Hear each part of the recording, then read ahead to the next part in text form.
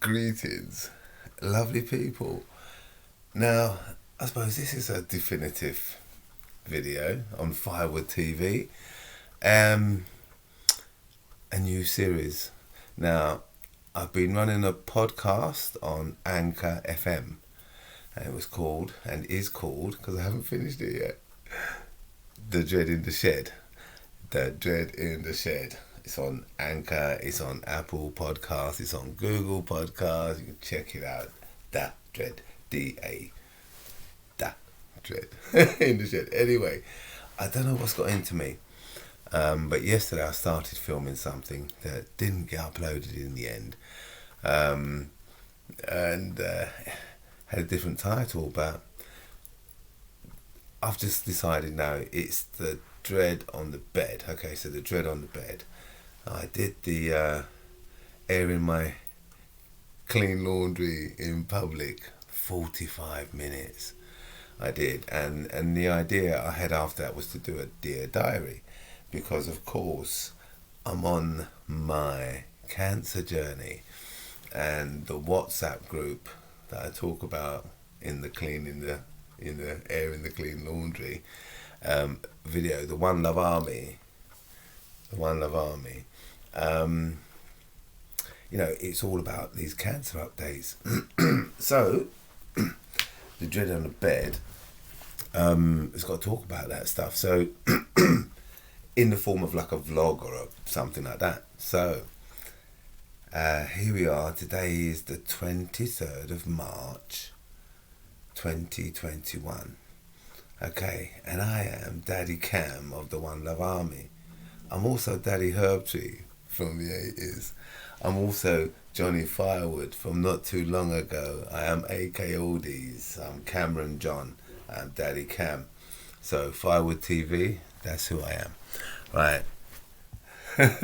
Anyway, it's a diary thing, so there's going to be a few of these. Anyway, so I'll keep it short and sweet. So what did I do today, the 23rd of March? Well, yesterday, Monday the 22nd, I went up to the hospital for blood tests prior to a phone consultation tomorrow, Wednesday, so this is Tuesday. And I was informed that I was doing an MRI at 8 o'clock this morning, Tuesday the 23rd. So I was at the Royal Marsden Hospital in Sutton at 8 a.m. I was there. Yeah, I was bright-eyed and bushy-tailed. Anyway, oh God. So, MRIs. I've had 4 MRIs. I had an MRI when I was first diagnosed. It was, I felt privileged, and I still do, don't get me wrong. But I just never thought I'd ever get in an MRI, and it was like, yeah, I've been in an MRI. I did that the first time when I was first diagnosed. It's just prior to being diagnosed, actually. So that was January or February 2019. Yeah. So there you go. So here we are, March 2021, 2 years on, and I had an MRI in October, which gave me some very encouraging results. Then I had an MRI in January, which gave me some discouraging results. And now I've just had another one, which I will find out something about tomorrow. Anyway, so positive mental attitude. So the MRI. So the first time I went in, I just remember enjoying being in the MRI. It was cool. Clamped in, plates on top of you. It does what it does. But then the second time I went in October 2020, I'd injured my shoulder in September 2020, and this shoulder has suffered with some rheumatoid arthritis over the years, and this shoulder is still not better, so it's 6 months in. Now in the MRI machine there's cold air blowing to keep the machine cool. It happens to blow on the shoulder. So the second MRI in, and it's 50 minutes long. This session is 50 minutes long. The shoulder was killing me after 35, 40 minutes. You start to move a bit, so I have to stop and do it again. Fine. So the one in January, they came and they put a gave me a couple of sheets on top of the shoulder, folded up just to keep the L, and it worked fine. But again, 40 minutes in, 45 minutes, stop. Okay, do that bit again, but fine, Well, today's one, worst one ever, bless them. So, this one, now they put you in the machine, right, then, and now, last time I did it, they made me take off the mask, hang it up. And I remember that because when I got off the machine, I couldn't move my left arm. It was so numb. And I got the mask off the hook, got to put it on, and I couldn't do the other side because my left arm was numb, so I had to get the nurse to put it on for me. So before I went, but I really couldn't move the arm. Anyway, so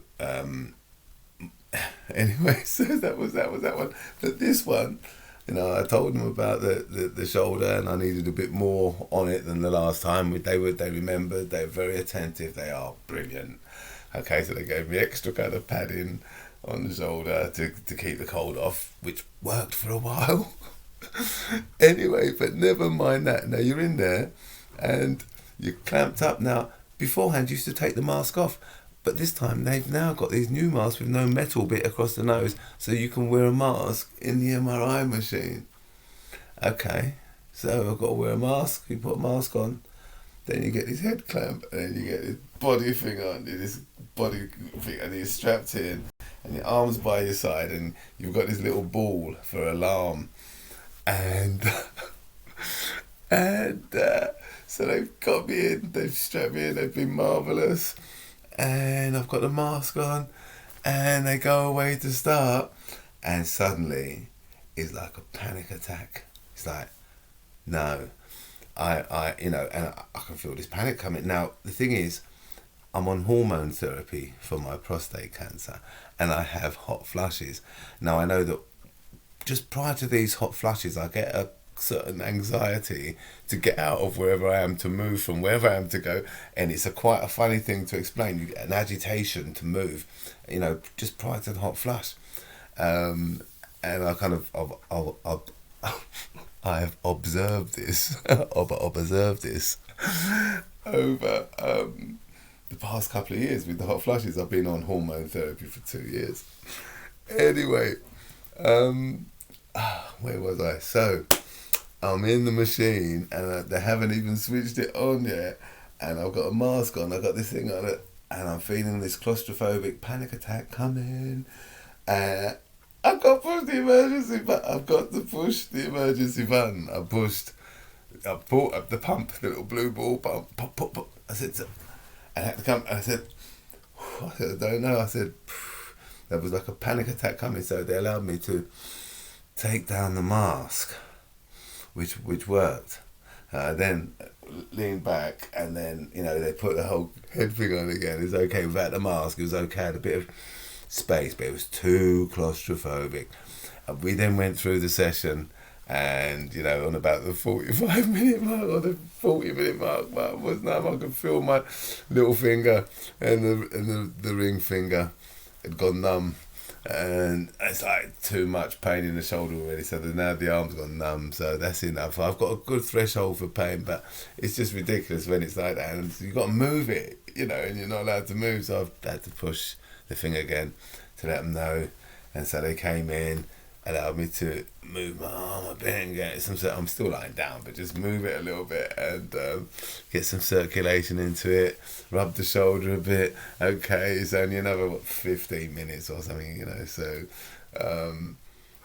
here we go again. And bless them, one more time, maybe 5 minutes from the end, I just had to move my hand again. I had to wriggle my fingers again. It's just too much, and I knew it, so they stopped it and said, yeah, we're going to have to do that bit again. It's like a minute and a half back or whatever.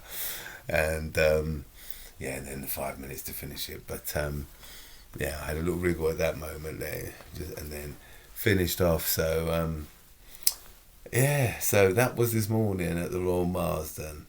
And I thank them for, they are wonderful, very attentive. For me, that was a bit of a nightmare. It really was. I feel really claustrophobic, and it's the worst one. I mean, I've had 4 and it was the worst one. They seem to have got progressively worse. Anyway, don't let me put you off. If they want to put you in one, get in it. Honestly, it helps. And I've got results coming on Wednesday, which I'll tell you all about. I think tomorrow evening, if the dread in the bed remembers what he said, that he promised another episode. So, seems to be the launch of another little show, the dread on the bed. Why nice, Daddy Cam, saying, "One Love Army. I salute you. Anyone who's watching, I salute you. And it's blessed love to all mankind. Wherever you are, blessed love. Peace."